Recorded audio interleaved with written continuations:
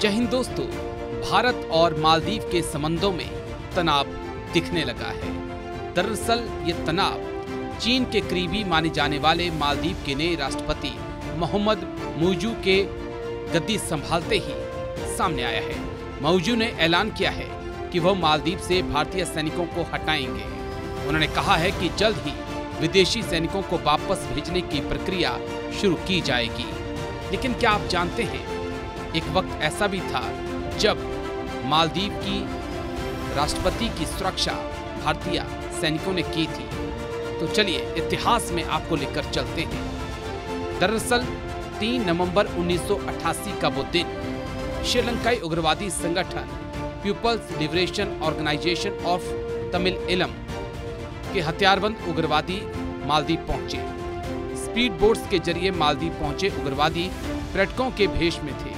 श्रीलंका में कारोबार करने वाले मालदीव के अब्दुल्ला लदूफी ने उग्रवादियों के साथ मिलकर तख्ता पलट की योजना बनाई थी। पूर्व राष्ट्रपति मोहम्मद नसीर पर भी साजिश में शामिल होने का आरोप था। श्रीलंका में पूरी प्लानिंग बनाई गई थी और मालदीव में इसे अंजाम देना था। 3 नवंबर को मालदीव पहुंचे हथियारबंद उग्रवादियों ने जल्द ही राजधानी माले की सरकारी इमारतों को अपने कब्जे में ले लिया।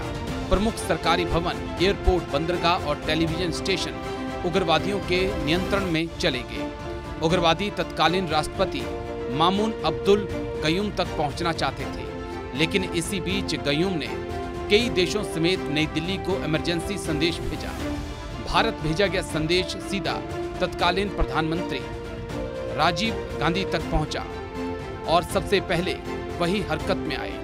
3 नवंबर की रात को आगरा छावनी से भारतीय सेना की पैराशूट ब्रिगेड के करीब 300 जवान माले के लिए रवाना हुए। गयूम के दस्तखत के 9 घंटे के भीतर ही नॉन स्टॉप उड़ान भरते हुए भारतीय सेना हुले हुले एयरपोर्ट पे पहुंची।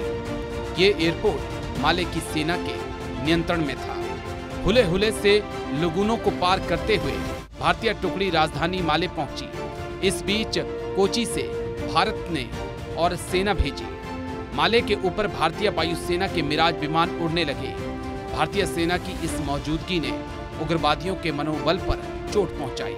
इस दौरान भारतीय सेना ने सबसे पहले माले के एयरपोर्ट को अपने नियंत्रण में लिया और राष्ट्रपति गयूम को सिक्योर किया। इस बीच भारतीय नौसेना के युद्धपोत गोदावरी और बेतवा भी हरकत में आ चुके थे। उन्होंने माले और श्रीलंका के बीच उग्रवादियों की सप्लाई लाइन काट दी। कुछ ही घंटों के भीतर भारतीय सेना माले से उग्रवादियों को खदेड़ने लगी। वापस श्रीलंका की ओर भागते लड़ाकों ने एक जहाज को अगवा कर लिया। अगवा जहाज को अमेरिकी नौसेना ने इंटरसेप्ट किया। इसकी जानकारी भारतीय नौसेना को दी गई, जिसके बाद भारतीय नौसेना के कमांडोज हरकत में आए और फिर एक हेलीकॉप्टर में भरकर उस जहाज के ऊपर कमांडोज को उतारा गया। फिर कमांडो का ऑपरेशन शुरू हुआ, जिसमें 18 से 20 आतंकी मारे गए और 2 आम नागरिक घायल हुए। ये भारतीय नौसेना का सबसे बड़ा, सबसे अहम ऑपरेशन था। इस ऑपरेशन के दौरान भारतीय थल सेना और नौसेना और वायुसेना ने मिलकर जहां मालदीव के राष्ट्रपति को बचाया, वहीं अपनी साख दुनिया में दिखा दी।